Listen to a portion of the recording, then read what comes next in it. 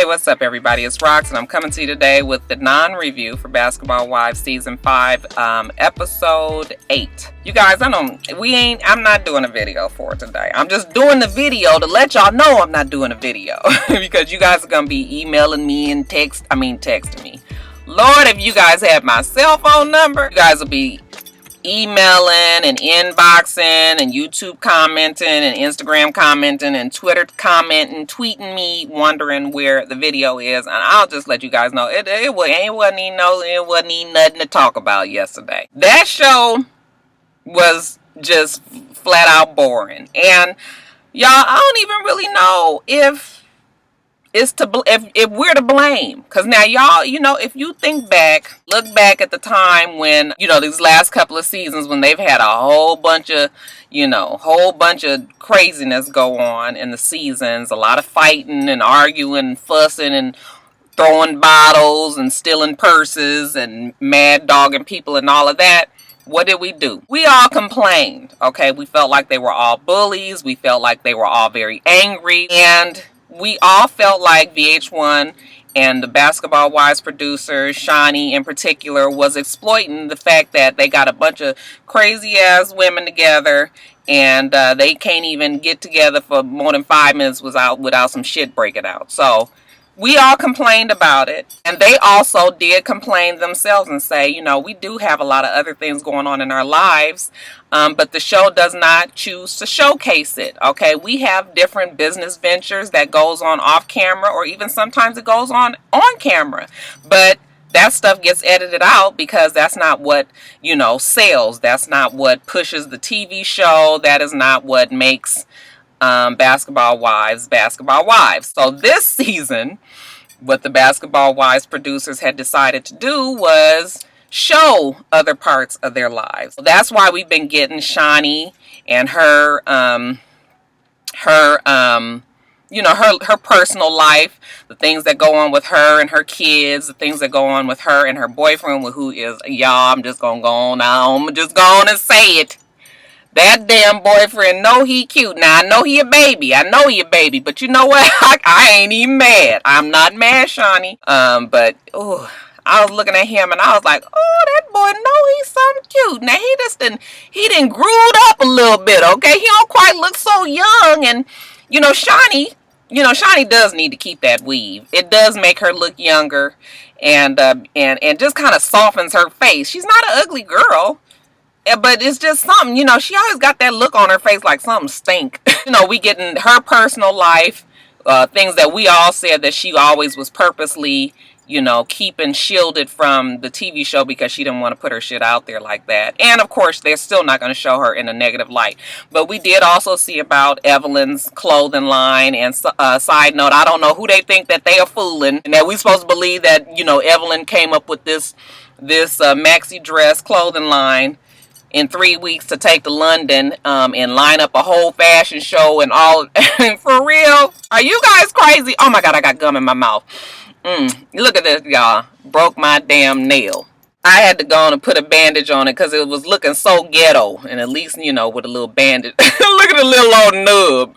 Y'all know that's my cut off thumb. But anyway, yeah, I can't be doing no video with gum in my mouth, now can I? You ain't got no damn clothing line together in no 3 weeks. I really think they think we stupid. And you guys, the reality shows do dumb it down. They do, they do kill and burn brain cells, and you can actually physically feel them going with each ignorant episode that comes on. But good for Evelyn. I was really happy for Tammy. Tammy's got this nail and lip gloss line that's coming out. I guess the lip gloss wasn't ready, but it was the nail line. And if that nail polish color that she had on her nails last night was one of her colors, I thought it was beautiful. It was like a sunshine daisy yellow. Very, very pretty.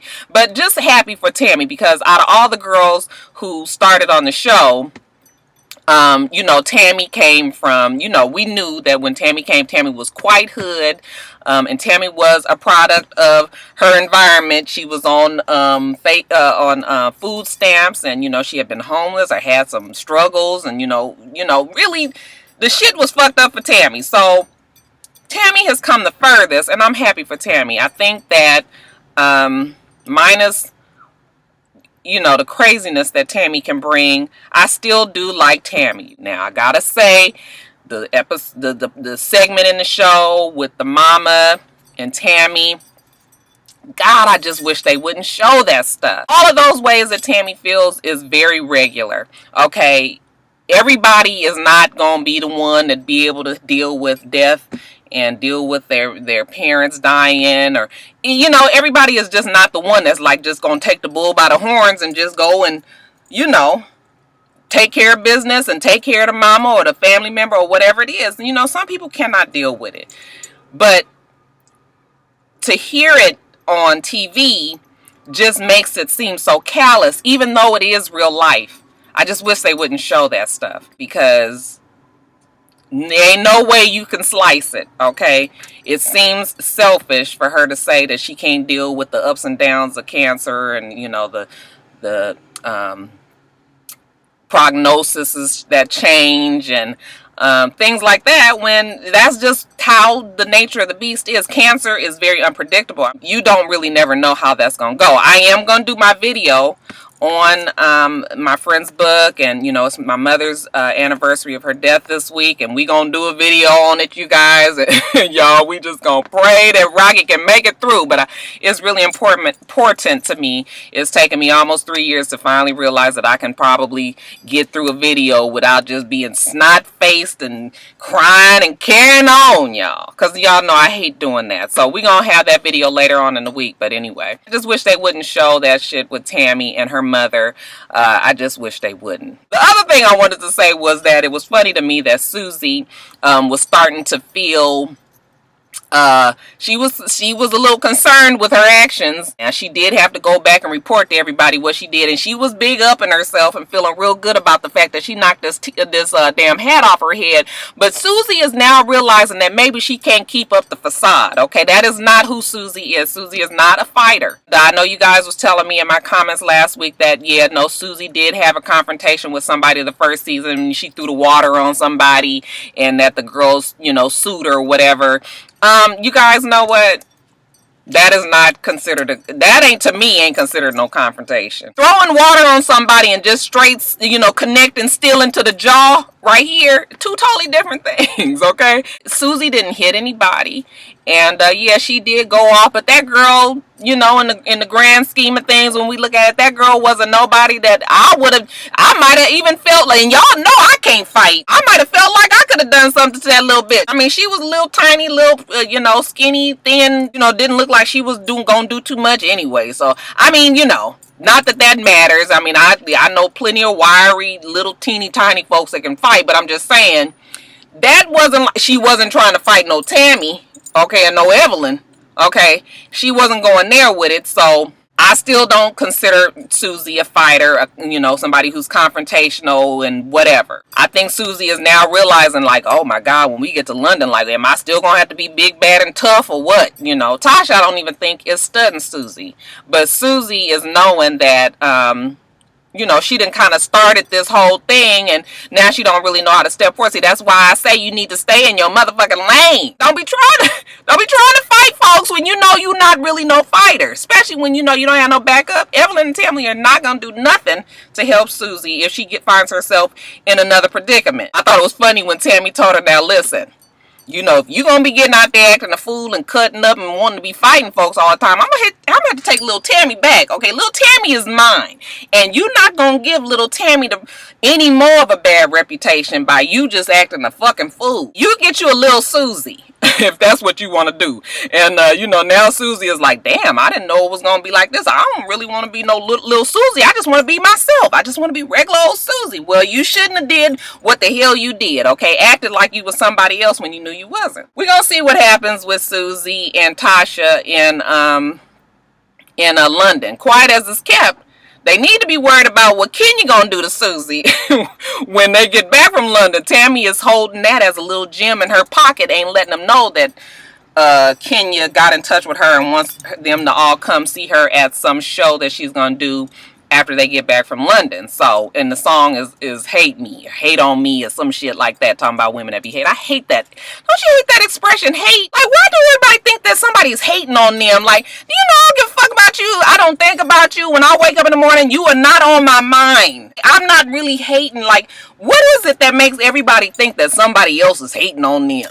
Do you really think that much about yourself that you really think that somebody sit down and be like, okay, today I'm going to think about so-and-so all day, and I'm going to be talking about them, and I'm going to be thinking about them, and I'm going to be hating on everything they do? I know that it happens, but you guys, probably not as much as we think. Not as much as we really like to think. I think we just really like to act like we got so much shit going on that we so great that people can't help but hate on us. But I'm going to tell you what. People can give a fuck. They got their own life and other shit to do. Okay, so, yeah. What was I talking about? I said all that to say it's kind of our fault that the show has been watered down so much that now we just be like, ugh. I think what we meant, Mr. Producer, Mr. Basketball-wise producer, what we meant is that we just didn't want so much fighting, but we still want the confrontations. I mean, because sometimes the shit is warranted, okay? Sometimes you need to put a bitch in their place. It ain't gonna get done with everybody just letting shit go all the time. Like, no, sometimes we do have to say something. So, that's why I'm not doing no that's why I'm doing this video on not doing a video. So that's it, you guys. This video is long enough on nothing. I still don't know how I make a video be this long and it don't be nothing. You guys remember to rate, comment, and subscribe to my channel. I'm itsrox. My channel is for itsrox, and everything else I do will be in the bottom bar below. All right. So I hope that you guys have a wonderful, wonderful rest of your day, and I plan on doing the same. Until next time, Roxstars. Bye.